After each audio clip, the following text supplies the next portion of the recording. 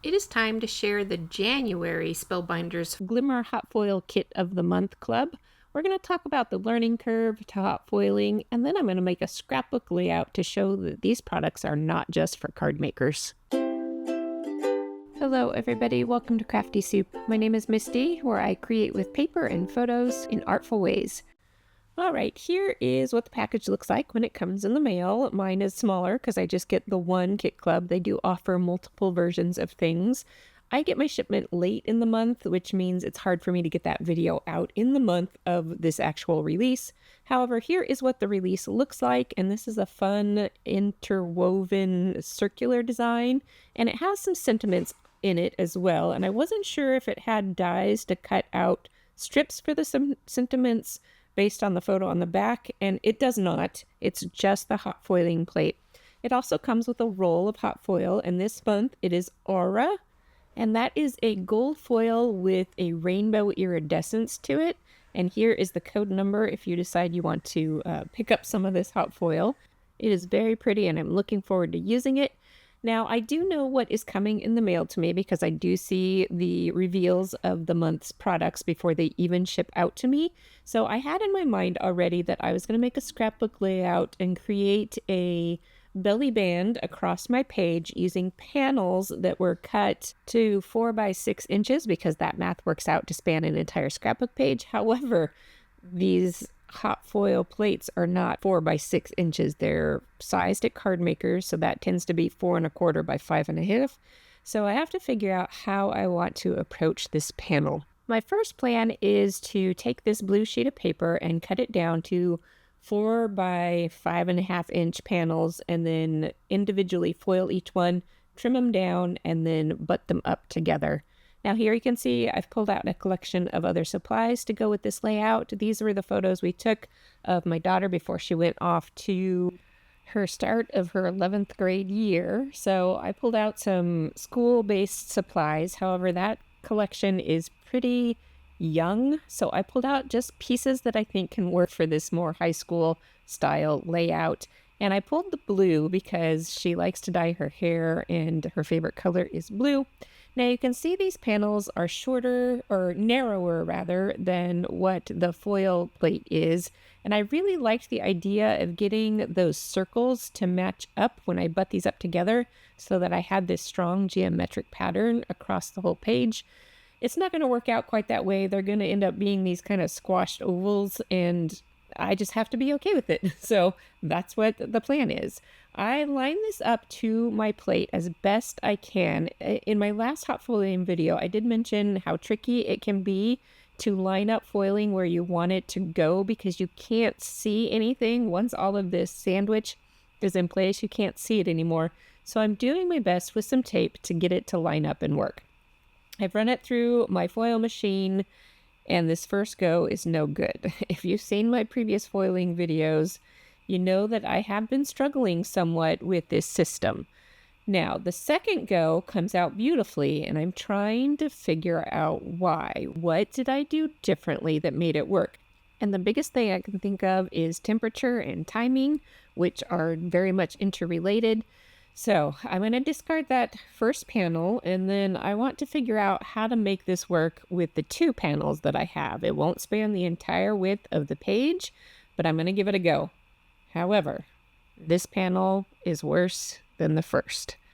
So when things are getting frustrating, I try to shift gears, and I'm focusing on the sentiments now because I wanted to use the sentiment smile on this layout because it's of, school photos, so I thought that was an appropriate sentiment. I do this several times in the gaps of the scratch paper and using the scratch foil, trying to get a few good versions so that I can punch these out and have little tags that say smile to add to my embellishment clusters. I did off camera go back and get that final panel to foil okay, but I couldn't film it because I was just feeling frustrated. I trimmed this up, and I'm happy with how it came out, and I'm going to use it as is, even though it doesn't span the entire width. I'm perfectly okay with that. I am going to cover up the side of this that is the least perfect. So again, I still had trouble and it was imperfect, but I did get it to work enough. All right, this isn't intended to be an entire scrapbook layout process video, but I will share a quick view of how I pulled everything together. With those panels, instead of doing 3 kind of vertical panels, I ended up with the 2 horizontal panels. I did get those to stay together with that extra trim around the edges. And like I said, I used blue for those panels to help kind of bring in blue color from my daughter's hair. Now her hair is a lot darker, and the blue that I used is a lot lighter, but that's what I had, so that's what I made do with. And I'm just building up multiple embellishment clusters here from all the bits and pieces I have in my stash that focus on youth. And a big part of this story was this is the first year she'll be driving herself to school. And so I wanted to include that bit of the story in there as well.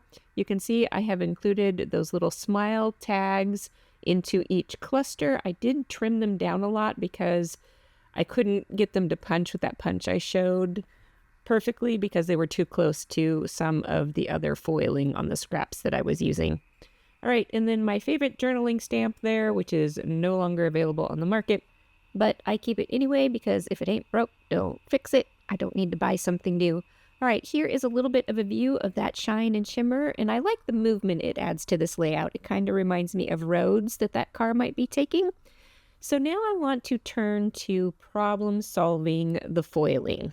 I did put everything away, and I took a break for a couple of days, worked on other projects, and then I came back to trying things for problem solving. The first thing I did was pull out this Hammermill Extra Smooth cardstock. The Hammermill brand just is smooth, and I set about foiling. My first go there on the left wasn't quite right, but the go there that I'm showing now was beautiful.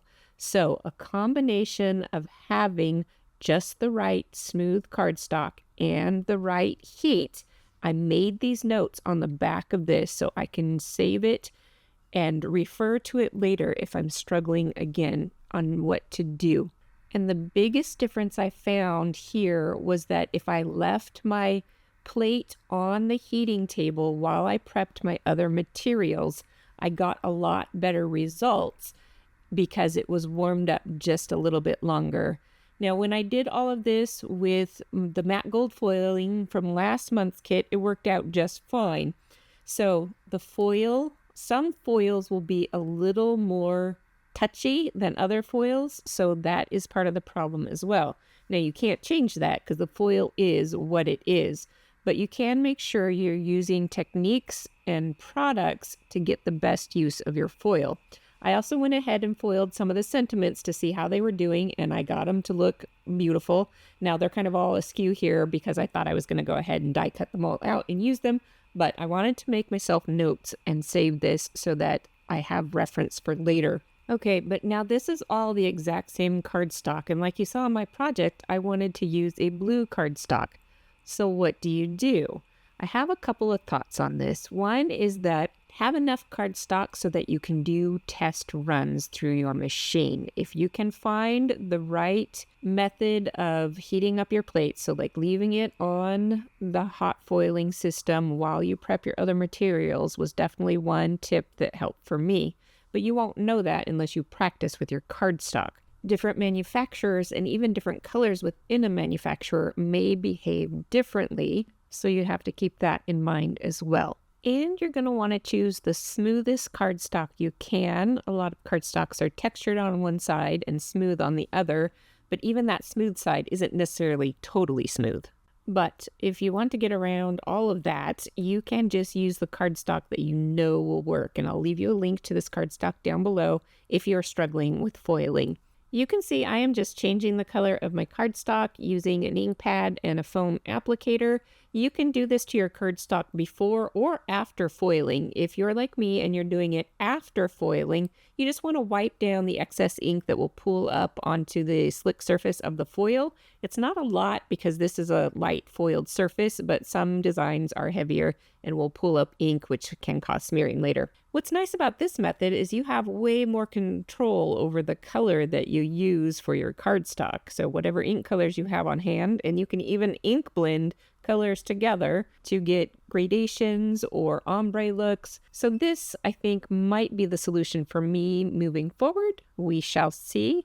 If you have any fantastic tips on hot foiling, drop them down below because I would love to read them and we can share them with anybody else who is struggling. That is it for this time around. Thank you so much for being here. And until next time, I hope you have artful days.